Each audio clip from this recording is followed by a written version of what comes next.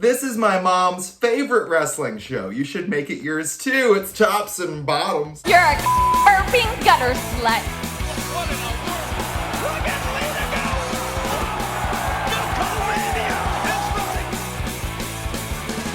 Milk Yippee-ki-yay! Oh my God! I'm something in my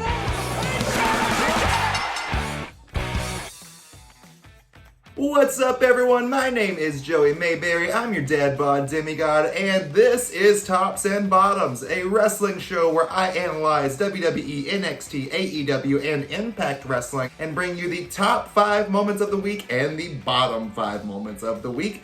And then you can scrutinize my opinion because that's what we do because we're humans. There's one thing humans can't resist. It's a fat man with presence. A lot happened this week, guys. I feel like the world of professional wrestling is just getting really good right now, so it's really hard to pick negative things out. But let's go ahead and start with the positive. Let's dive right on in to the top 5 moments of professional wrestling this week. Top moment number 5 is going to the debut of Deonna Purrazzo in Impact Wrestling. Whoa! What's this? She's here. Now, we all know a little bit about what's going on. A lot of people got released during the COVID-19 layoffs, and all of that WWE talent seems to be spewing over into AEW and Impact Wrestling, with Impact Wrestling promoting the crap out of it. All the best in their future endeavors.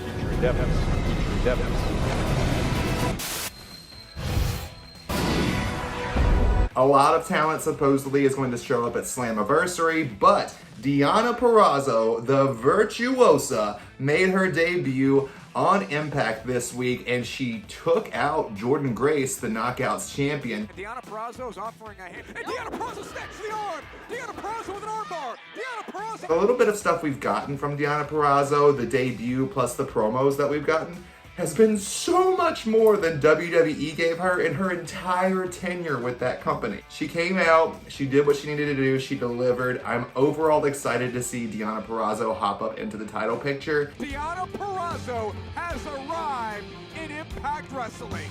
And I think her and Jordynne Grace is going to be a very, very just technical versus powerhouse match. I'm very excited to see what's going on with that. Top moment number 4 is going to P. Finally, a little bit more positive note coming out of the Jeff Hardy Sheamus storyline, because I felt like the original DUI thing was pretty fun. Aftermath of that's been pretty stagnant. This week on SmackDown, we had a contract signing where Sheamus forced Jeff Hardy to do a urine test before he signed the contract. Before I put my signature on that dotted line right there, you're going to have to take a urine test. I thought this was great. I thought that was fun. Shout out to Mike Reed and Chico Adams. I see you. I thought it was a great send-off for Backlash this Sunday. I'm excited to see what Sheamus and Jeff Hardy are going to bring to the table, but they might be outshadowed. This Sunday does have the greatest wrestling match of all time. Top moment number 3 is going to the match between Dexter Lumis and Adam Cole from NXT this week.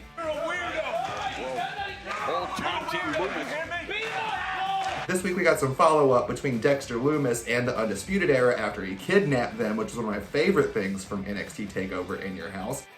Hey. You got me. Oh, not quick enough. Not quick enough, no. I have to tell you, the storyline between Dexter Lumis and the Undisputed Era is one of my favorite things ever right now. Just because Dexter Lumis is a different breed of animal. Look behind Cole, it's Lumis. He slipped under the ring and slipped out the other side. 1, very attractive. 2, very skilled in the ring. I've heard of Sam Shaw previously, but I've never really watched him, and he is phenomenal. Down hard. Not sure if Dexter Lumis is going to remain in the title picture. He might have a little bit of a feud with the Undisputed Era, but it looks like they're headed into a different ballpark for the world title picture on NXT, but we'll talk about that in a bit. There's Bobby Fish and Roderick Strong trying to exercise his demons as Adam Cole engineers another last shot. The number 2 top moment is going to the Intercontinental title match on SmackDown between AJ Styles and Daniel Bryan. Styles slowly to his feet. Here comes Daniel Bryan looking for the knee. AJ Styles caught him into the Styles Clash. What more could you want, folks? It's 2 of the best. I love this match. These 2 are performers that are going to honestly define this era of wrestling. Styles top rope, phenomenal forearm. Here's the cover on Bryan for the championship. Styles is the Intercontinental Champion. Excited to see AJ Styles as the new Intercontinental Champion, though I'm not really sure who his next contender is going to be. If I had to guess, I think he's going to go into another little thing with Daniel Bryan and then play off into someone else, because I really don't see anyone who's going to be in direct contention. Maybe perhaps Jeff Hardy, but that's really who's on my radar. And the number 1 top moment of the week is Scarlett walking out at the end of NXT with that hourglass. Oh wow, it's the Angel of Doom, Scarlett.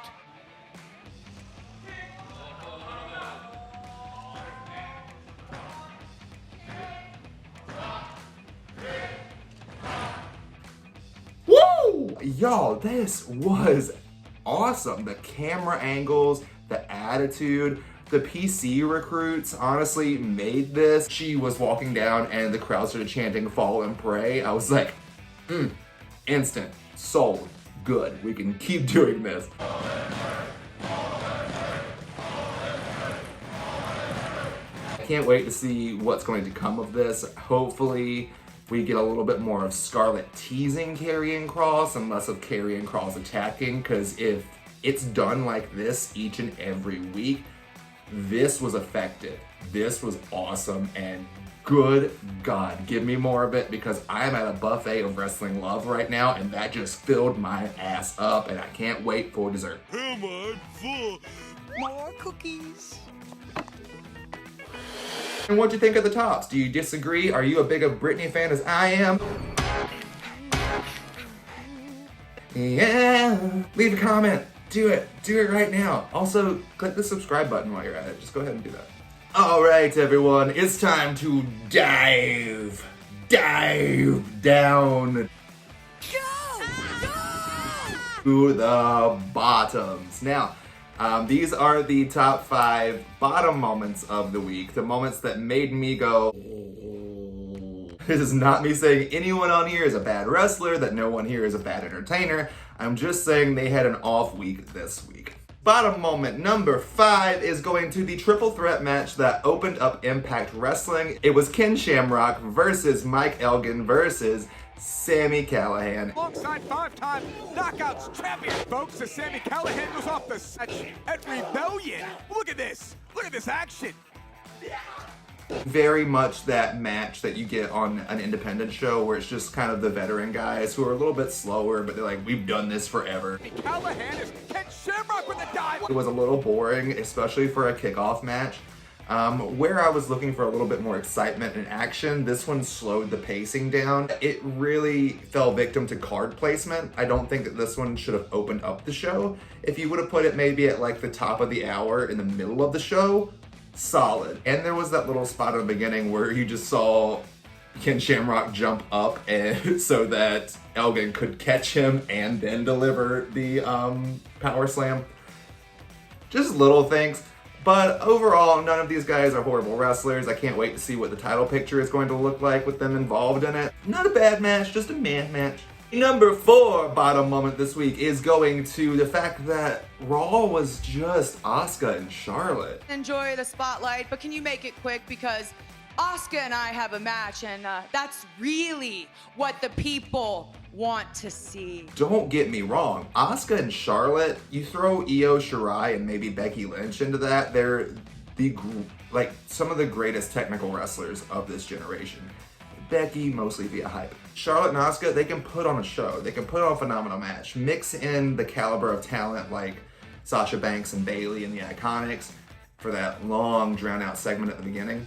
That was fine, but then for them to still have that match between Asuka and Charlotte at the end of the night when we've already seen Charlotte versus Asuka before in so many different capacities, even recently, it's just like, yo. You watch Asuka. Oh, and she's got it locked in. Into the Asuka lock. Billy Kay in trouble. She haven't cinched in. But... Whoa! And Charlotte Flair wipes out the champion. Almost for getting upstaged. 2 hours later. Oh my God! A huge boot! Charlotte Flair has pinned the Raw Women's Champion! I love a buffet, but once I'm full, do not keep stuffing things in. Quit. And that's what this felt like, was I'm getting sick. Like, Bunny gets the pancake.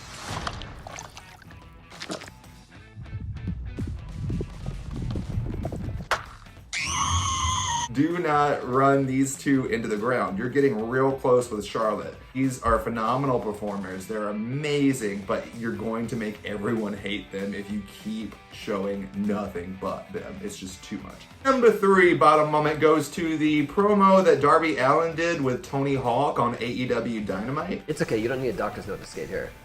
You're clear. Have fun. One of the more pointless things I've seen. I mean, awesome, you know Tony Hawk, but like it was just him trying to do that skateboard off the ladder, and I realize it's because that's how he injured himself at Double or Nothing.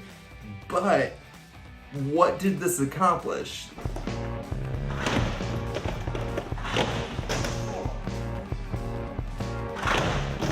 It didn't set up Darby Allin to move forward. It just showed me that this guy's friends with Tony Hawk, and it didn't even make Tony Hawk look cool. Which, granted, most things really haven't since like 2001. I guess maybe he's learning to jump off a ladder on a skateboard, but when you gonna have to do that next? We skate for fun. We're soul skaters. The number 2 bottom moment this week, you knew it was coming, it's the decathlon. I'm praying that this is the end of these vignettes and that the final thing is going to be a tag team championship match. Nope, I'm sorry. I forfeit. I quit. I'm sorry, man. I'm sorry. This was so much, but probably my least favorite of all of these promos, and that's saying something because these promos have been in my bottom for the last 5 weeks. Put these guys in the ring against each other and end this thing. Now with the decathlon being number 2, that means we have a brand new number 1 bottom moment this week. And that bottom moment is a promo that happened backstage between Moose, Ace Austin, and Hernandez. Hey everyone, I've been looking for this promo, or usable footage rather, of this promo for about 2 hours now, and I give up. So instead, just trust me, it wasn't that great, you shouldn't go looking for it. Enjoy this video of my cousin, Anna Pumpkin. I believe in the great pumpkin. This promo was a mess, y'all. Gia, the backstage correspondent for Impact, was basically not moving the microphone where it needed to be. Oh, and then it would have said, right? And then I'm gonna take him to... Say that into the microphone. So, those are the tops and the bottoms from this week in professional wrestling. What did you guys think out there? Were there moments that I didn't mention, stuff that I should have acknowledged? Share your opinions with me. I'd love to see what you think. Leave a comment down here. Also, don't forget to subscribe to this channel and hit that bell so you are notified anytime that I post new content.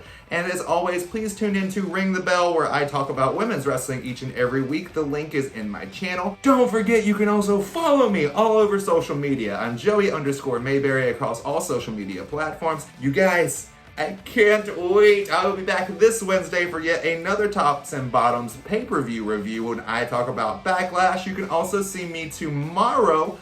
I will be on the live stream for Backlash on Ring the Bell.